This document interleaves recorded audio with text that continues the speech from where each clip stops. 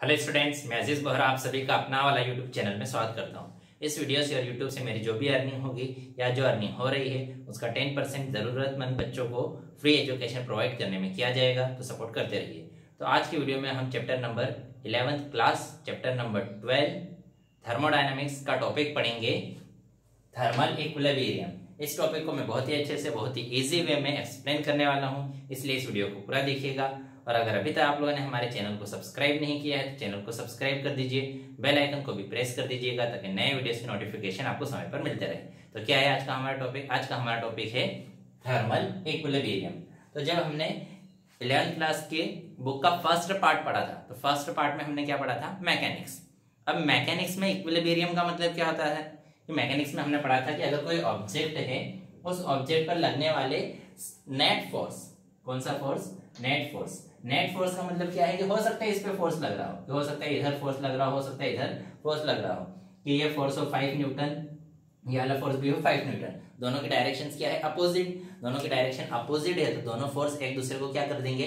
Cancel out कर देंगे।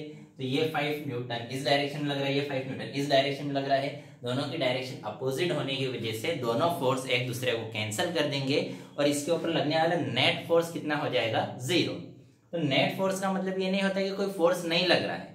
Net force का मतलब ये है कि सारे फोर्सेस के मिलने से टोटल फोर्स कितना है। तो सारे फोर्सेस के मिलने से जो टोटल फोर्स है उस फोर्स को हम क्या कहेंगे? Net force. और अगर नेट फोर्स की वैल्यू कितनी है? 0, ये दोनों फोर्स एक दूसरे को कैंसिल कर देंगे, नेट फोर्स कितना हो जाएगा? 0 हो जाएगा। तो किसी बॉडी पर लगने वाला अगर नेट फोर्स 0 है, ठीक है। अब नेट फोर्स दो कंडीशन में 0 हो सकता है कि या तो कोई फोर्स लगे ही नहीं, क्या कोई फोर्स लगेगा ही नहीं तो नेट फोर्स, कोई फोर्स नहीं है मतलब फोर्स कितना है? 0। और कोई फोर्स ही 0 है तो नेट फोर्स भी 0 रहेगा। या कोई फोर्स लग ही नहीं रहा है तो फोर्स कितना? 0। और अगर फोर्सेस लग भी रहे हैं लेकिन वो सारे फोर्सेस एक दूसरे को कैंसिल आउट कर रहे हैं तो भी नेट फोर्स कितना रहेगा? 0।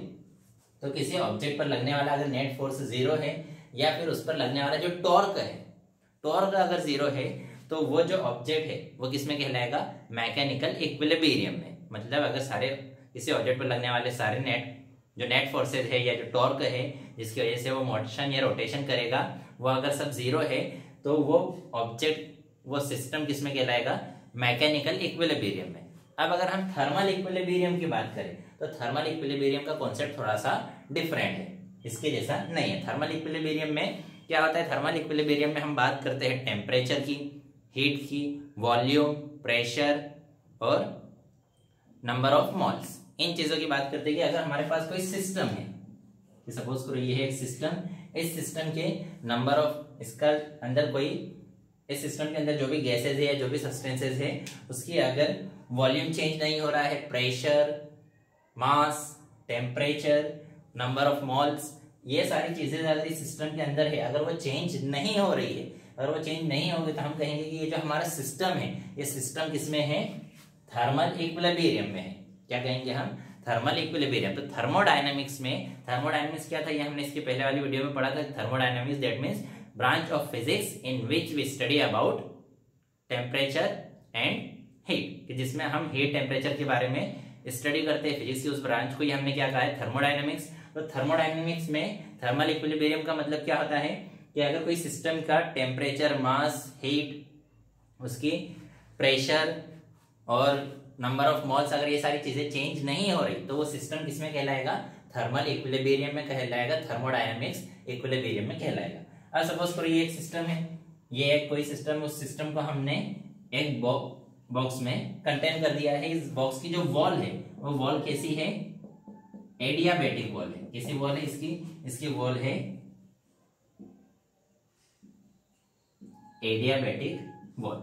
अब एडियाबैटिक वॉल क्या होता है? ऐसी वॉल जो अपने थ्रू हीट का ट्रांसफर ना होने दे, मतलब ये बाहर से हीट को अंदर नहीं जाने देगी और ना तो अंदर से हीट को बाहर जाने देगी। तो ऐसी वॉल्स को हम क्या कहते हैं? Adiabatic wall. या हम उसको नॉन कंडक्टिंग वॉल भी कह सकते हैं कि वो हीट का कंडक्शन नहीं करेगी, हीट को अंदर भी नहीं जाने देगी, बाहर भी नहीं जाने देगी। तो ये वॉल है। इस वॉल के अंदर मान लो हमने एक गैस फिलअप कर दी है, उस गैस का वॉल्यूम है V, उसका मास है m, उसका प्रेशर है P, उसका टेम्परेचर है T और नंबर ऑफ मॉलिक्यूल्स है n। तो अगर इस गैस का volume, mass, pressure, temperature, number of moles अगर चेंज नहीं हो रहे हैं तो हम कहेंगे कि ये जो सिस्टम है, ये सिस्टम किसमें है, थर्मल इक्विलिब्रियम में। तो थर्मल इक्विलिब्रियम का मतलब क्या है कि इन सारी चीजों की वैल्यू चेंज नहीं होनी चाहिए।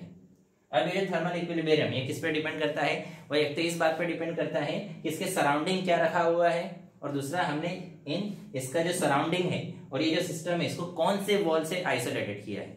कि अगर एडियाबेटिक वॉल है तो वो ट्रांसफर नहीं होने देगी, तो इसका वॉल्यूम वगैरह सब चेंज नहीं होगा। अगर चेंज नहीं होगा तो हम क्या कहेंगे, वो किसमें है, थर्मल इक्विलिब्रियम में है। अब सपोज करो हमारे पास दो सिस्टम है, कि अभी तो इसमें हमने एक सिंगल सिस्टम लिया, अगर हमारे पास टू सिस्टम है तो यहाँ पर हम एक और सिस्टम बना देते हैं। इस सिस्टम की भी वॉल कैसी है, इस सिस्टम की वॉल भी है एडियाबेटिक, मतलब ये भी हीट वगैरह का ट्रांसफर नहीं होने देगी। इस सिस्टम को हमने नाम दे दिया सिस्टम ए, ये जो सिस्टम है इस सिस्टम को क्या नाम दे दिया हमने, सिस्टम बी। तो वी हैव टू सिस्टम्स। जो फर्स्ट सिस्टम है उसके अंदर हमने गैस भर दी है, जो सेकंड सिस्टम है उसके अंदर भी हमने क्या भर दी है, गैस। फर्स्ट सिस्टम की जो गैस है उसका वॉल्यूम कितना है, VA, और उसका प्रेशर कितना है, PA। जो सेकंड सिस्टम है उसके अंदर जो गैस भरी है उसका वॉल्यूम कितना है, VB, और उसका प्रेशर कितना है, PB। प्रेशर कितना है, PB। अब इन दोनों का जो प्रेशर है, दोनों का जो वॉल्यूम है वो कैसा है, अलग अलग है। दोनों का वॉल्यूम सेम है क्या, नहीं। दोनों का प्रेशर सेम है क्या, नहीं। अब ये जो वॉल है ये कैसी वॉल है, एडियाबेटिक वॉल। यहाँ पर ये जो वॉल है, ये जो वॉल है कैसी वॉल है, एडियाबेटिक वॉल। मतलब ये जो वॉल है ये यहाँ से हीट का ट्रांसफर नहीं होने देगी, ना तो अंदर से बाहर जाने देगी ना तो बाहर से अंदर आने देगी। ये हीट को ना तो अंदर से बाहर जाने देगी ना तो बाहर से अंदर जाने देगी।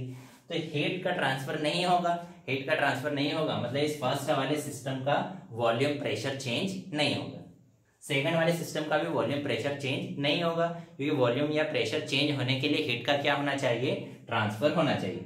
तो यहाँ पर हीट का ट्रांसफर नहीं होगा, यहाँ पर हीट का ट्रांसफर नहीं होगा। तो हीट का ट्रांसफर नहीं हो रहा है तो इसके वॉल्यूम प्रेशर चेंज हो रहा है क्या, वॉल्यूम प्रेशर चेंज नहीं हो रहा। और हमने कहा है कि अगर वॉल्यूम प्रेशर चेंज ना हो तो वो सिस्टम किसमें कहलाता है, थर्मल इक्विलिब्रियम में। मतलब ये जो सिस्टम है ये किसमें है, थर्मल इक्विलिब्रियम में है। ये वाला जो सिस्टम है ये सिस्टम भी क्या है, थर्मल इक्विलिब्रियम में है। ये दोनों सेपरेटेड अपने आप में भी थर्मल इक्विलिब्रियम में है, और ये दोनों एक दूसरे के साथ भी क्या कहलाएंगे, थर्मल इक्विलिब्रियम में। क्यों कहलाएंगे, क्योंकि ए से बी में हीट जा रही है क्या, नहीं। बी से ए में हीट जा रही है क्या, नहीं। इन दोनों का वॉल्यूम चेंज हो रहा है क्या, नहीं। प्रेशर चेंज हो रहा है क्या, नहीं। तो जरूरी नहीं है कि दोनों का वॉल्यूम सेम हो, जरूरी नहीं है कि दोनों का प्रेशर सेम हो।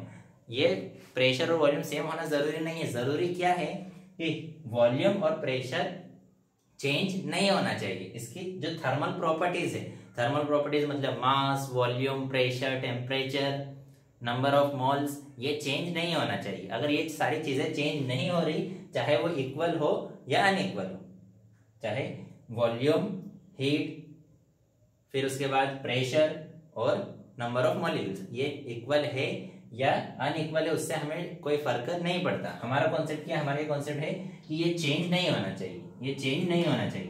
तो अगर ये चेंज नहीं होंगे तो हम कहेंगे कि जो हमारा सिस्टम है वो किसमें है, थर्मल इक्विलिब्रियम में। अब हमने क्या किया, यहाँ से ये जो वॉल है ये वॉल हटा दी, और ये वॉल हटाकर हमने यहाँ पर एक लगा दी डाई थर्मिक वॉल। मैंने वॉल लिख दिया गलती से, वॉल। हमने कौन सी वॉल लगा दी, डाइथर्मिक वॉल। अब ये डाइथर्मिक वॉल क्या होता है, डाइथर्मिक वॉल को हम कुछ इस टाइप से डॉट डॉट से रिप्रेजेंट कर देंगे। अब ये डाइथर्मिक वॉल का मीनिंग क्या है, डाइथर्मिक वॉल का मीनिंग ये है कि अब ये हीट का ट्रांसफर होने देगी। ये डाइथर्मिक वॉल क्या करेगी, हीट का ट्रांसफर होने देगी। तो इससे हीट निकल के या तो इसमें जाएगी या तो इससे हीट निकल के इसमें जाएगी। तो यहाँ पर क्या होगा, हीट का ट्रांसफर होगा। अब जैसे ही हीट का ट्रांसफर होगा तो दोनों का वॉल्यूम क्या होगा, चेंज, दोनों का प्रेशर क्या होगा, चेंज। तो फर्स्ट वाले का वॉल्यूम चेंज हो गया, कितना हो गया, VA डैश। फर्स्ट वाले का प्रेशर चेंज हो गया, कितना हो गया, PA डैश। सेकंड वाले का भी वॉल्यूम चेंज हो गया, कितना हो गया, VB डैश। सेकंड वाले का वॉल्यूम चेंज हो गया, VA डैश हो गया, प्रेशर चेंज हो गया, VB डैश हो गया। तो इनका वॉल्यूम चेंज हुआ, प्रेशर चेंज हुआ। क्यों चेंज हुआ, क्योंकि अब हमने जो वॉल लगाई है वो कैसी वॉल लगाई, डायथर्मिक। डायथर्मिक वॉल क्या करती है, हीट को ट्रांसफर होने देती है, मतलब ये कंडक्टिंग वॉल है। कंडक्टिंग वॉल मतलब ऐसी वॉल जो हीट का ट्रांसफर होने देती है, उसको क्या कहते हैं, डायथर्मिक वॉल। तो ये डायथर्मल वॉल हीट का ट्रांसफर होने देगी। जैसे हीट का ट्रांसफर स्टार्ट होगा इनके वॉल्यूम्स और प्रेशर चेंज होंगे। अब एक टाइम तक वॉल्यूम और प्रेशर चेंज होते रहेंगे और फिर उसके बाद वॉल्यूम और प्रेशर चेंज होना बंद कर देंगे। एक टाइम तक वॉल्यूम और प्रेशर चेंज होते रहेंगे। कब बंद करेंगे? जब सपोज करो इन दोनों के जो टेम्परेचर है, इन दोनों के टेम्परेचर क्या हो जाए, इक्वल।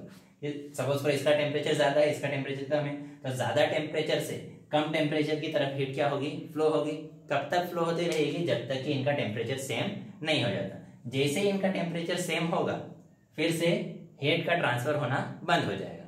फिर से हीट का ट्रांसफर होना क्या हो जाएगा, बंद। जैसे हीट का ट्रांसफर होना बंद हुआ फिर से इस सिस्टम किसमें आ जाएंगे, थर्मल इक्विलिब्रियम में, क्योंकि अब इनका वॉल्यूम चेंज नहीं होगा। जब वॉल्यूम चेंज हो रहा है, प्रेशर चेंज हो रहा है, मतलब वो थर्मल इक्विलिब्रियम में नहीं है।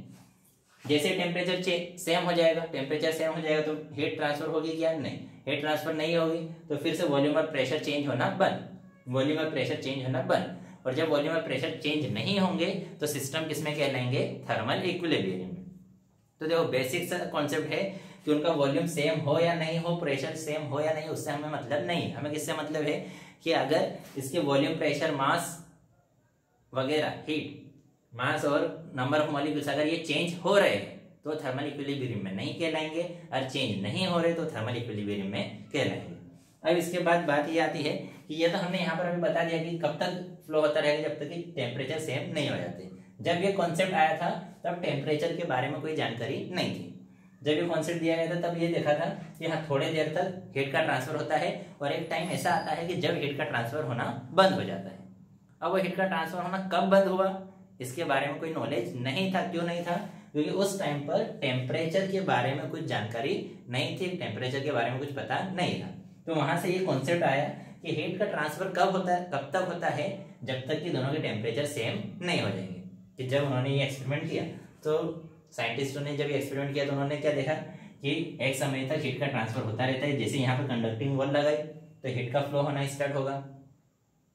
कब तक फ्लो होता रहेगा, एक पर्टिकुलर टाइम तक फ्लो होता रहेगा, फिर उसके बाद फ्लो होना बंद हो जाएगा। अब वो कौन सा ऐसा पर्टिकुलर टाइम है कि क्या रीजन है कि थोड़ी देर तक फ्लो हुआ फिर फ्लो होना बंद हो गया। तो उन्होंने वहां से क्या कॉन्सेप्ट आया, टेम्परेचर का। टेम्परेचर का कॉन्सेप्ट क्या है कि जब तक हीट फ्लो कब तक होती रहेगी, जब तक कि दोनों का टेम्परेचर सेम नहीं हो जाता। जैसे ही दोनों का टेम्परेचर सेम होगा हीट का ट्रांसफर होना बंद हो जाएगा। यही टॉपिक हम पढ़े, इसी के बारे में हम डिटेल में पढ़ेंगे कि ये जो टेम्परेचर का कॉन्सेप्ट है ये कहाँ से आया। ये हम next topic zeroth law of thermodynamics में डिटेल में पढ़ेंगे। इतना क्लियर है? इसमें किसी को कोई डाउट है क्या? अगर कोई डाउट हो तो आप कमेंट में पूछ सकते हैं। अगर वीडियो पसंद आई हो तो लाइक कीजिएगा और अगर पसंद ना आई हो तो डिसलाइक कर दीजिएगा। तो इस वीडियो मेरे हिसाब से इस टॉपिक में अप्रोक्सीमेट सारी चीजें हो गई है। अगर कुछ बचा होगा तो वो मैं नेक्स्ट टॉपिक में आपको पढ़ा दूंगा। तो आज की वीडियो में इतना ही, नेक्स्ट वीडियो में नेक्स्ट टॉपिक पढ़ेंगे।